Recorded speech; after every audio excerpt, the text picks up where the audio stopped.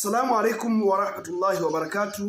Ikhwan, ndugu zanguni, leo nataka kuongea na dunia nzima. Yaani ninachomaanisha dunia nzima nataka kuzungumza nayo leo katika masala yale ambayo yaliyojificha katika maneno matukufu ya Qur'an. Unajua bwana, Qur'ani ni kitabu cha Mwenyezi Mungu Subhanahu wa Ta'ala.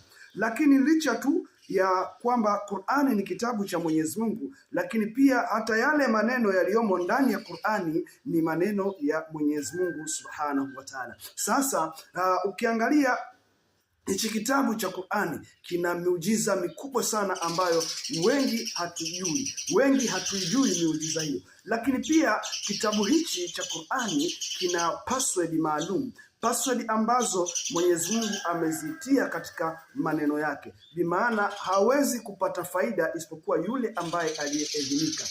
Hawezi kupata faida isipokuwa yule ambaye aliyetabahari katika masala ya kielimu ya ndani kabisa, ndio huyu anaweza akapata faida. Lakini tunasema kwamba faida ya Qur'ani katika maisha ya mwanadamu haiwezi kuelezeka kulingana na mambo ambayo yaliyojificha. Ndugu yangu mpenzi mtazamaji, leo nataka twende tukaangalie faida ambayo inayopatikana katika maneno matukufu ya Mwenyezi Mungu. Na maneno haya yapo katika aya saba zenye miujiza mikubwa. Aya hizi zinapatikana ndani ya Suratul Fatiha. Hivi ndugu yangu mpenzi mtazamaji, unajua kwamba Suratul Fatiha ni kiboko katika kutibia maradhi ya kijicho?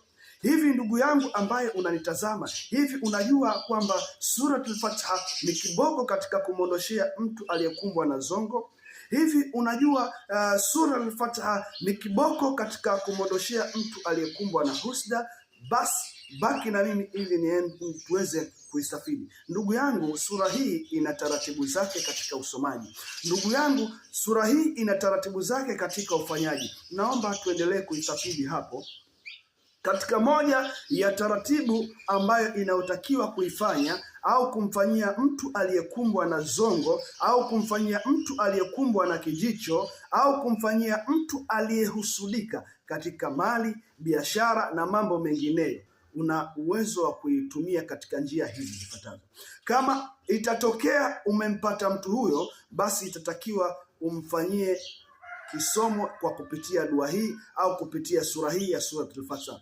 Utaisoma mara 41. Yaani Suratul Fatiha hii utamsomea mtu aliyekumbwa na zongo au kijicho au aliyehusudika, utaisoma mara 47.